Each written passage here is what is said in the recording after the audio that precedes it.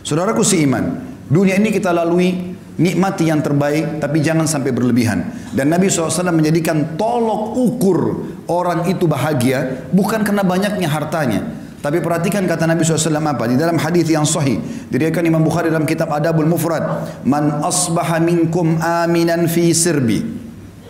Siapa yang tiba pagi hari dalam kondisi jiwanya tenang, mu'afan fi jasadi, jasadnya sehat, indahu qutu yaumi, dia punya makanan yang dia bisa makan untuk hari itu, faka'annama hizat lahu dunya, ketahuilah dunia telah dia kuasai. Jadi di sini pola ukurnya adalah bukan hal-hal yang lain. Harta yang kita kumpulkan itu akan menjadi penolong bagi kita di akhirat atau justru menjadi kecelakaan bagi kita.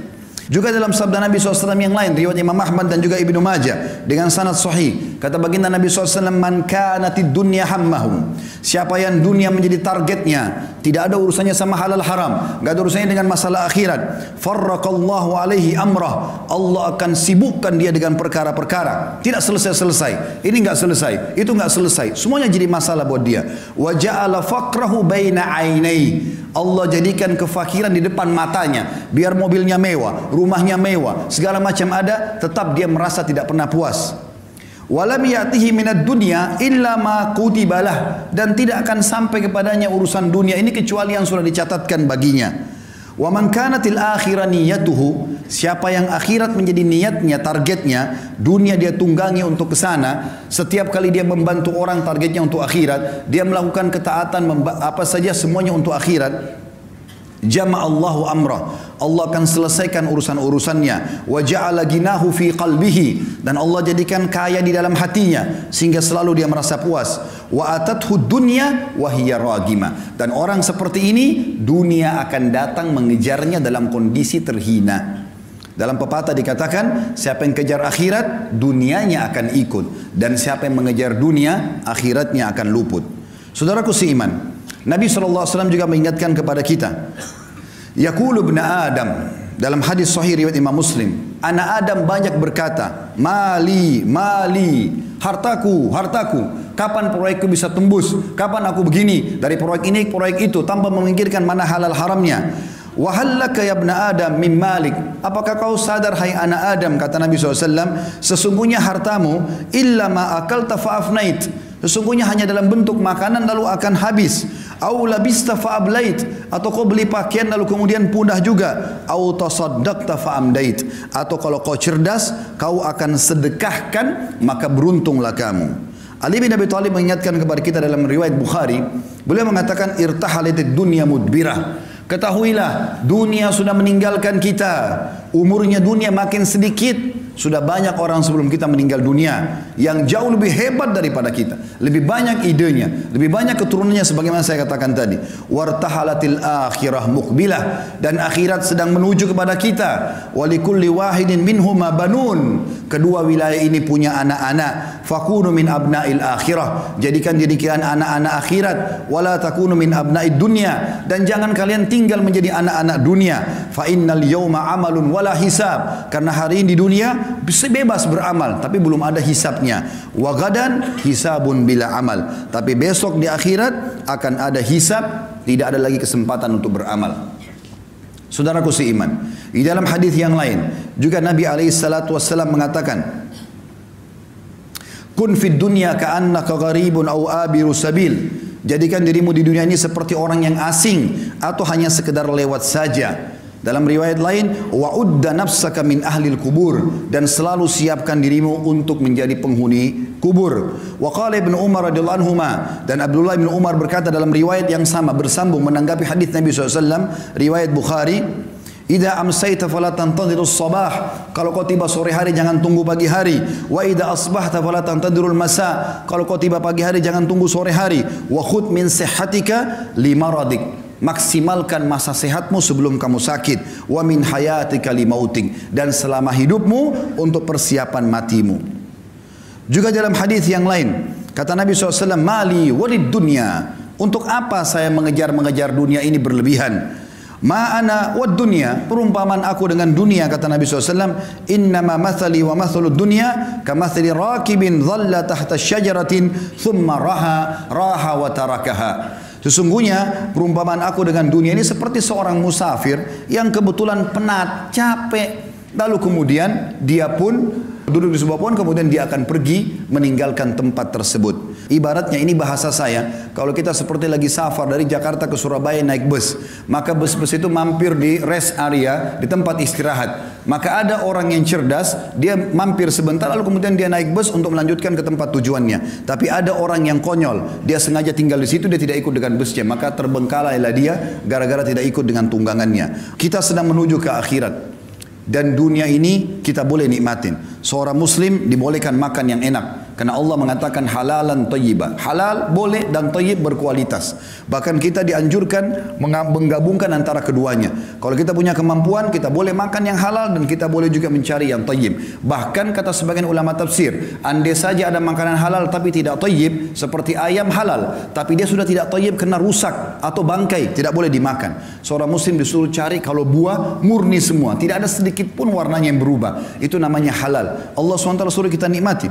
Kita boleh menikmati punya kendaraan, punya pakaian, segala macam. Nabi SAW punya 11 rumah karena beliau berpoligami. Setiap rumah punya pembantu di istri-istrinya. Setiap rumah ada untanya. Nabi SAW menikmati itu.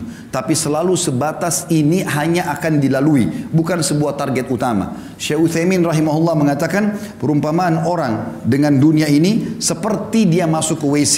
Dia selesaikan hajatnya, kemudian dia akan keluar, tidak akan tinggal lama di sana. Teman-teman sekalian, Allah sedang menjanjikan kita sesuatu yang besar di akhirat sana. Allah ciptakan kita manusia untuk menjadi anak-anak akhirat, bukan dunia. Jangan tinggal di sini. Kita akan kembali ke sana. Semuanya kita akan kembali.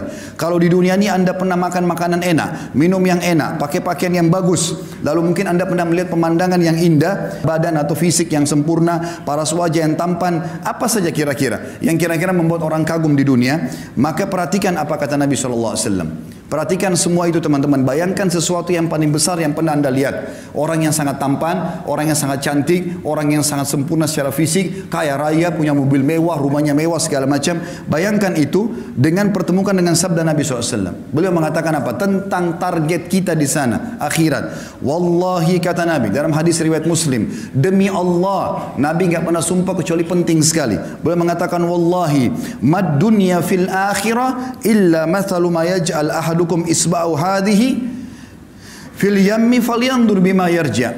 Demi Allah, perumpamaan dunia dibandingkan akhirat hanya seperti seseorang dari kalian meletakkan jari telunjuknya ke lautan, kemudian diangkat sama dia. Maka lihat apa yang ikut dengan tangannya. Di dalam hadis yang lain, kata Nabi SAW pernah melewati pasar, lalu ada bangkai kambing. Kebetulan kambing ini bangkainya kecil, kambingnya kecil dan jadi bangkai, kemudian kupingnya kecil juga dan agak sobek. Jadi sudah bau, kecil, badannya kurus, telinganya juga sobek. Lalu Nabi SAW pegang kuping kambing itu, bangkai lalu diangkat. Kata Nabi SAW kepada para sahabat, siapa yang mau beli ini? Kata para sahabat, ya Rasulullah, jangankan dia sudah jadi bangkai, hidup saja tidak ada yang mau. Sempat dalam riwayat kata Nabi SAW, siapa yang mau beli ini dengan sedirham? Biaya yang sangat kecil. Kata para sahabat, ya Rasulullah, tidak ada yang mau. Artinya jangankan dia jadi bangkai, hidup pun kalau kecil, kurus, kupingnya robek, nggak ada yang mau. Kata Nabi SAW, siapa yang mau saya kasih gratis? Kata para sahabat, sama ya Rasulullah, tidak ada yang mau. Kata Nabi SAW, perhatikan wasiat beliau ingin sampaikan kepada kita pesan ini.